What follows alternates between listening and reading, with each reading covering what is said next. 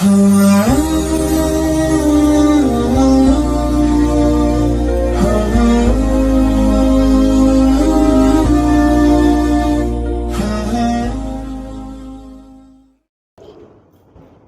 بالله من الشيطان الرجيم بسم الله الرحمن الرحيم ليس على الضعفاء ولا على المرضى ولا على الذين لا يجدون ما ينفقون حرج إذا نصحوا لله ورسوله ما على المحسنين من سبيل والله غفور رحيم ولا على الذين إذا ما آتوك لتحملهم قلت لا أجد ما أحملكم عليه تولوا وأعينهم تفيض من الدمع حزنا ألا يجدوا ما ينفقون إنما السبيل على الذين يستأذنوك وهم أغنياء رضوا بأن يكونوا مع الخوالف وطبع الله على قلوبهم فهم لا يعلمون سبحانك لا علم لنا إلا ما علمتنا إنك أنت العليم الحكيم. د قرآن مجید مبارک دا اسلوب او طریقه دا چې کله د یو سیز بیان وشي نو ورپسې د هغې ضد یعنې د هغې مخالف بیا بیان کیږي. روان دی آیت کې د هغه معذرینو د هغه بانا جوړونکو خلکو چې هغوی په دروغو سره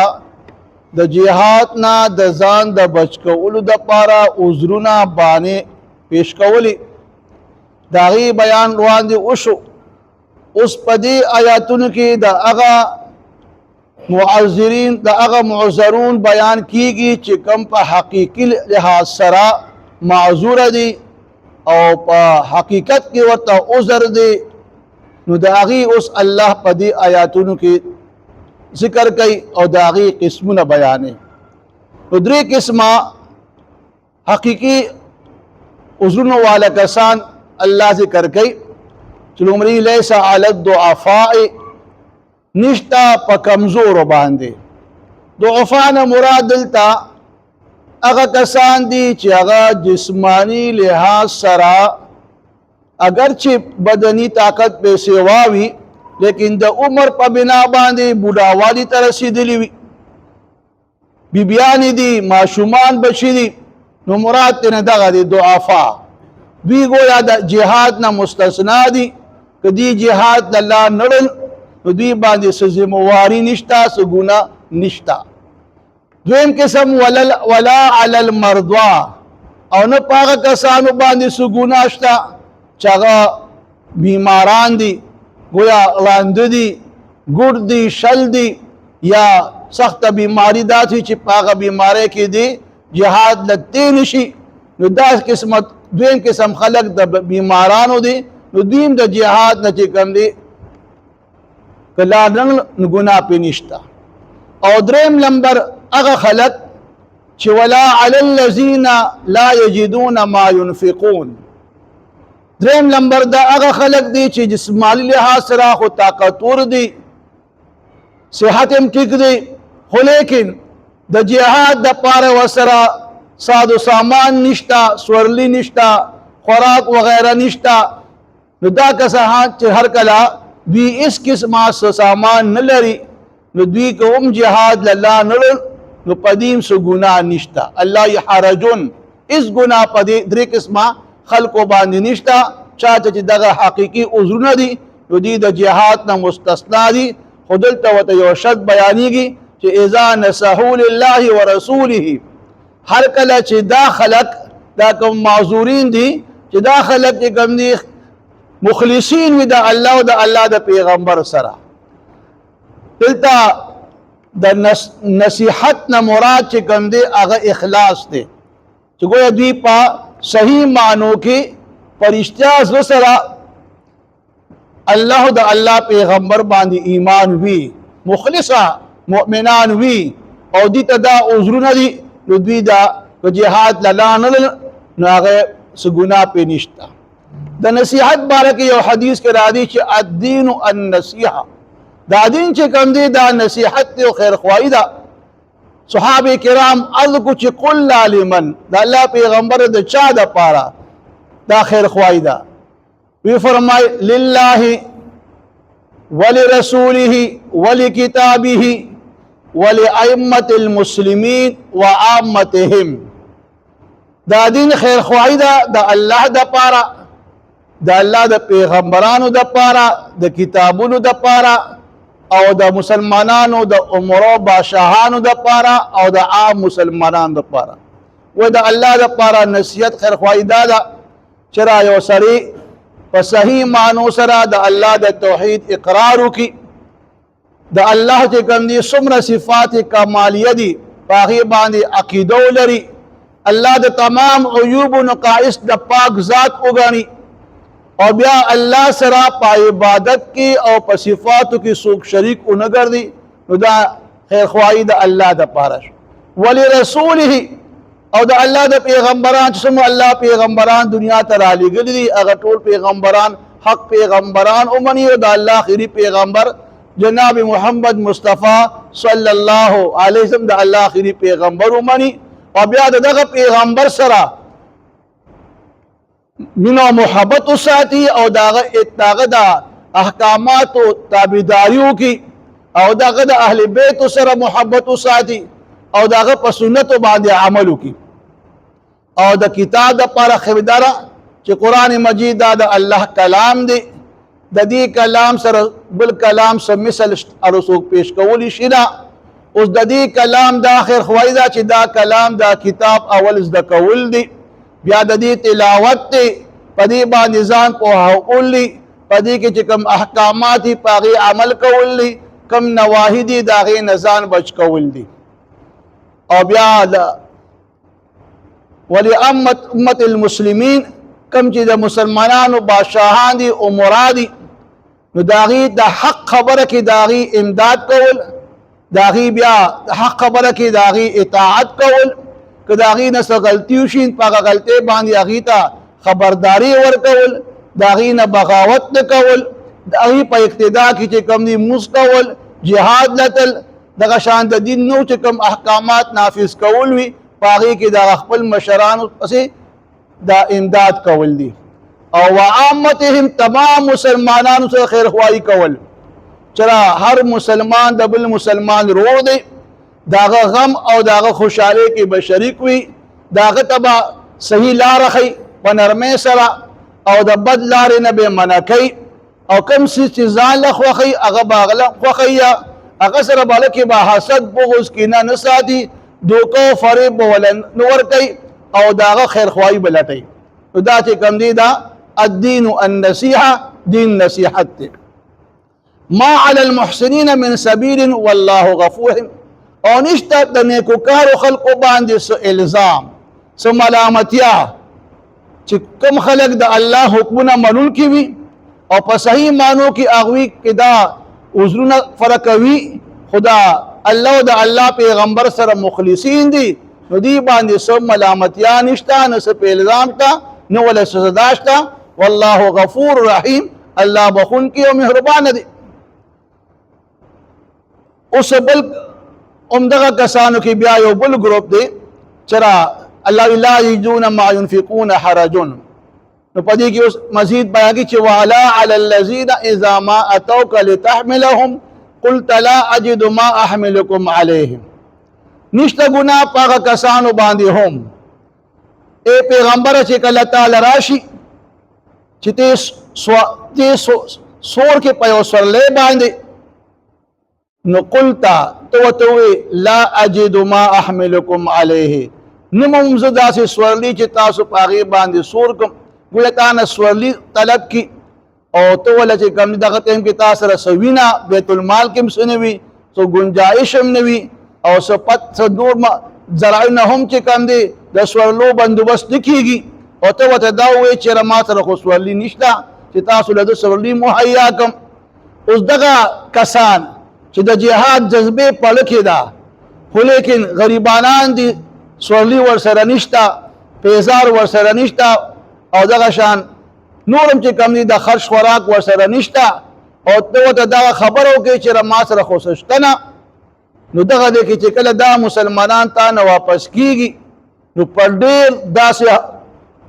غمگین حالت کې واپس کیږي. الله تولو چې دا مؤمنان واپس کیږي تا نه، نو داسې حال وي چې واعینهم تفیض من الدمع حزنا، سترګې د هغوی بیایي اوښکو لره د ډېر غم نه، چې را دومره ورسره جهاد شوق او جذبه ده چې مونږ خو د دې سورلۍ په وجه باندې نه مونږ ته بدن جهاد نه د جهاد د هغه ثواب برکات ته محرومه کیږو، نو د ډېر غم نه په جړا شي او دومره وجاري چې د سترګو نه اوښکې روانې شي. او ځکه دا جړا کوي چې الله یجدو ما ينفقون، افسوس د دې خبرې کوي چې هغوی نه مومي هغه څه چې اوس په دې جهاد په لار کې خرج کړي. ولهذا دا خلق هم بعض صحابه کرامو کې با راضي و کس راضي، بعض کې 12 روایتو کې راضي. یو صحابي عبدالله بن مغفل تعالی مبارک راضي چې دراغ الله پیغمبر نے عمده شان د سورلۍ مطالبه وکړه، سورلۍ هغه ټیم کې د الله پیغمبر سره نو بعض دام راضي چې د الله پیغمبر بیا د بعض صحابه کرام په امداد سره بعض د سورلۍ مهیا کړه، خو بعض بیا داسې پاتې شو چې پای کې عبدالله بن مغفل تعالی عنہ هم شامل وي. نو هغه چې کله واپس کېدل بیا نو په ډېر غم او افسوس سره او په جړا سره د الله د پیغمبر نه واپس شو. خو د الله پیغمبر چې کله بیا جهاد ته لاړ غزوه تبوک ته او بیا واپس راته په لاره کې، نو صحابه کرامو ته وایي چې بعضې زما ملګري داسې دي چې هغه په مدینه منوره کې دي، خو چې تاسو په دې غزوه کې کم واده باندې تیریږئ او یا تاسو څه خرج کوئ نو هغې برابر تاسو سره په دې کې شریک دي. صحابه کرامو عرض کو د الله پیغمبر هغې خو په ښارونو کې کورونو کې ناست دي، وی فرمایي چې اگر چې کورونو کې ناست دي خو د عذر بنا باندې هغوی چې کوم شریک نشو، نو الله هم هغې له هغه شان ثواب ورکړو کم ثواب یې چې تاسو درکوئ، ځکه چې د هغې په اړه کې د جهاد جذبه وه، غوښتل جهاد څوک جهاد وکړو خو لیکن هغوی د مجبورۍ نه جهاد ته رالل، نو برابر هغوی په ثواب کې تاسو سره شریک دي. اوس دغه خلکو مذمت بیانېږي چې انما السبیل علی الذین یستأذنوک وهم اغنیاء، یقینا د مذمت مستحق دي هغه خلک یا چې کوم دي هغه خلکو باندې الزام دی چې یستأذنوک چې تا نه طلب کوي، رخصت غواړي د جهاد د نتلو دپاره بانې لټوي او وهم اغنیاء، او حال دا دی چې مالدار هم دي، مالم ورسره شته جد بن قیس وغیره، او بیا هم چې کوم دی تا نه رخصت غواړي چرا مونږ چې کوم دی جهاد له لاړ شو او بانې کوي. نو پکار چې دغه صحابه کرامو چې کله تا لرال او تا نه سوال وکړو د سورلۍ او سورلۍ نه وه، نو پکار چې لکه هغې خوشحاله شوي چې راځه بس دا مونږ خو رالو خو چې سورلۍ نشته، بس کور کې په آرام به کینو او سفر هم ډېر اوږد دی، ګرمي هم ده. نو الله اول د هغې حال بیان کړي چې د هغې حال خو دا دی چې هغې ډېر افسوس کوي چې مونږ ته ولې سورلۍ میلاو نه شوله، او بعضې پکې داسې دي چې ښه مالدار هم دي او بیا هم ځان چې کوم دی بچ کول غواړي او بیا ردو په دې خوشحالېږي چې مونږ ته د الله پیغمبر بس رخصت راکړو چې بأن یکونو مع الخوالف، چې بس شي دوی سره د وروستو پاتې کېدونکو خلکو سره چې هغه کورونو کې ښځې دي او دین دغه شان هغې سره کورونو کې پاتې شي، نو هغه خلک دا خلک په دې باندې دا منافقان په دې خوشحالېږي. نو دا قسمه خلک بیا د مذمت مستحق دي او د سزا قابل دي. او بیا علی وطبع الله علی قلوبهم، د دې خلکو په باندې الله بیا مهر والدي، بیا دوی چې کوم دی نیکي او ګناه پای کې تمیز نشي کولی، ثواب او ګناه کې تمیز نشي کولی، فهم لا يعلمون، بیا دوی حق او باطل نه پیژني، ځکه د دې په باندې اوس مهر راغی او دوی چې کوم دی د هلاکت کندې ته وغورځېدل. لیس علی الضعفاء، نشته په کمزورو باندې، ولا علی المرضى او نه په بیمارانو باندې، ولا علی الذین او نه په هغه خلکو باندې لا یجدون چې نه مومي ما هغه څه ينفقون چې دوی خرج کړي په جهاد کې، حرجن نو په دوی هېڅ ګناه نشته که دوی جهاد ته لاړ نشي.